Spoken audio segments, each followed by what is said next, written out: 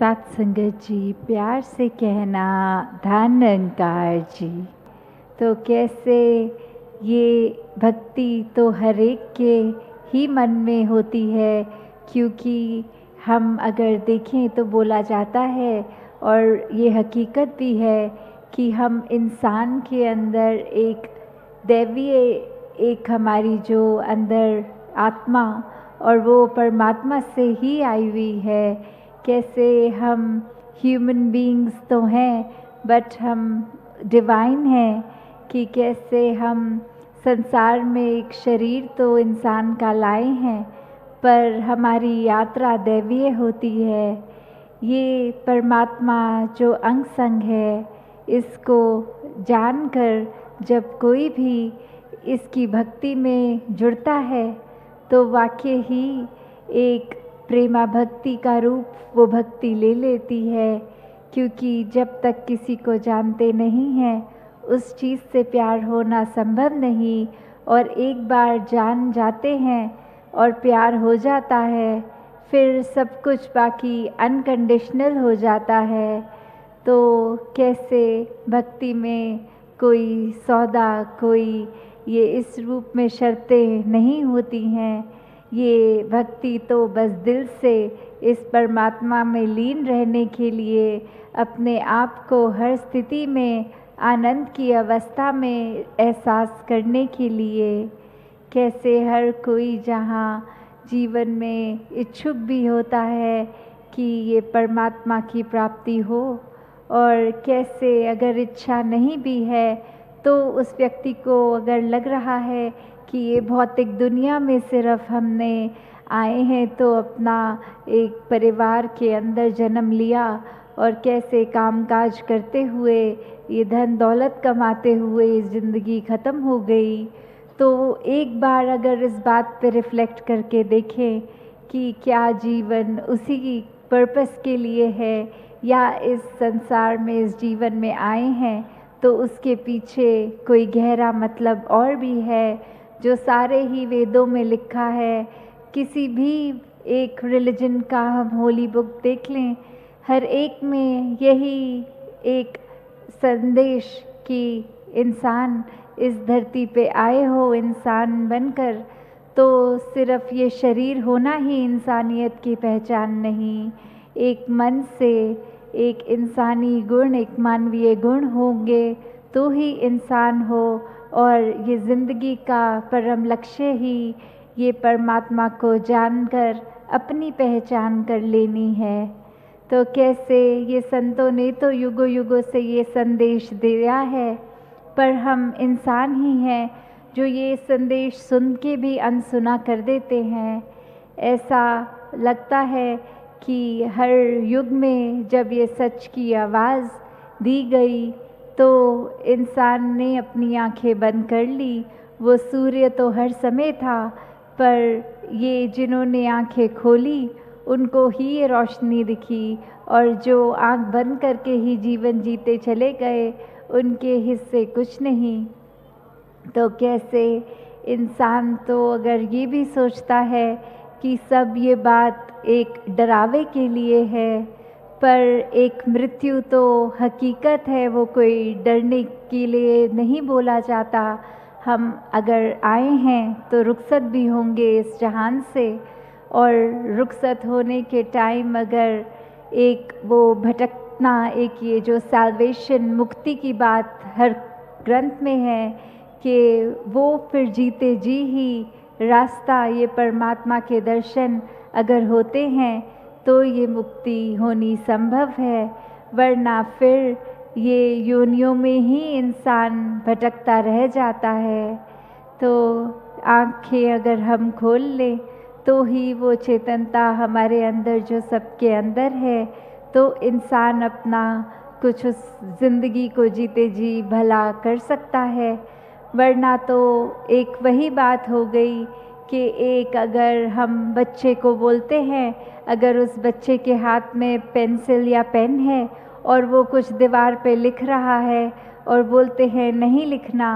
तो वो लिखते लिखते भी बोलता है कि इस दीवार पे नहीं लिखना, इस दीवार पे नहीं लिखना। तो कैसे एक उदाहरण के तो ये मैसेज जो इसमें कि कैसे हमें सिर्फ रटन के रूप में नहीं, हमें सच में एक परमात्मा की जो एक वाकफियत है, ये जो दिख रहा है अंग संग, जब इसके रंग में हो तो ही वो भक्ति हर एक की एक इंडिविजुअल जर्नी की तरह, किसी की नकल करके नहीं, क्योंकि भक्ति में विश्वास सबसे अहम जो है। तो अगर किसी के अंदर विश्वास है वो उसका अपना है, किसी के सिर्फ करते हैं वो कॉपी करने से अपना विश्वास नहीं बनता। ये तो स्वयं एक खुद की यात्रा है, इस यात्रा पे हमें चलकर अपना विश्वास बनाना है। तो इंसान की फितरत तो इस तरह भी होती है कि अगर एक दिन कोई केले का छिलका दिखा और उस पर एक ना दिखे हुए उस पर पैर रख के फिसल गया इंसान, अगले दिन फिर वही, तो फिर तो समझ आता है कि हम एक सूर्य की किरण होते हुए ही भी दिन में भी वो इंसान बार बार गिर रहा है। तो ये उसी की नादानी है। संतों ने हमेशा ये संदेश दिया है कि अपनी आंखें खोलो और ये परमात्मा को जानो।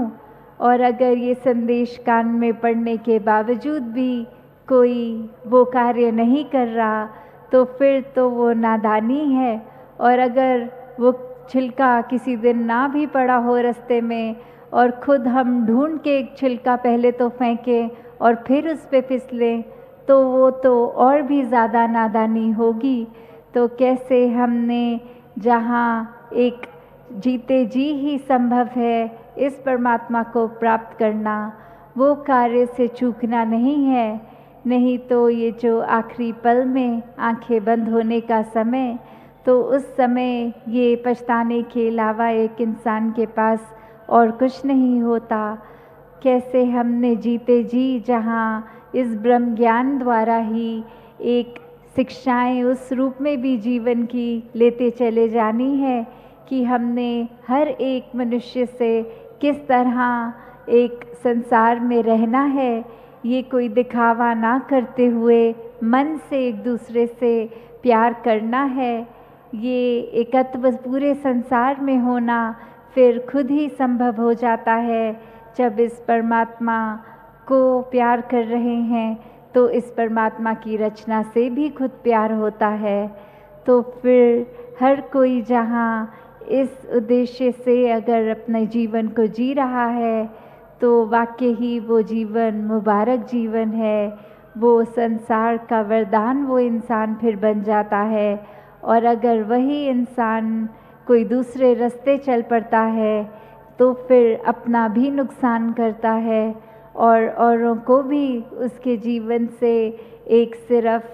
अच्छी कुछ भी सीखने को नहीं चीज़ मिलेगी। वो इंसान तो फिर एक मनुष्य ना होने का ही प्रमाण है।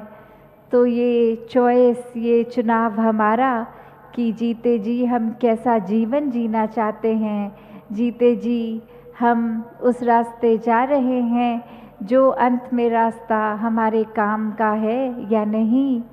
तो इस दातार, इस परमात्मा, इस निराकार से यही एक प्रार्थना कि हर एक के जीवन में जहाँ ये रोशनी आए, ये रास्ता आए कि हमें हर समय परमात्मा के, चाहे सो रहे हों, जाग रहे हों, कोई भी अन्य काम कर रहे हों, तो वो एहसास हमेशा बना रहे और हर कार्य फिर परमात्मा के एहसास में किया गया ही भक्ति है। ये भक्ति हर एक के जीवन में आए और यही भक्ति को और मजबूत करने के लिए हम संतों का संग करें, ये सत्संग करें, हम मन से इस परमात्मा के आगे अरदास करें, सुमिरन करें। ये जो शरीर, ये मन, ये हमें आर्थिक जो सुविधाएं मिली हैं उससे किसी की भी सेवा करना मुबारक बन जाता है। तो दासी और शब्दों का सहारा ना लेके इन्हीं शब्दों से आज्ञा प्राप्त करेगी। साथ संगत जी, ध्यान निरंकार जी।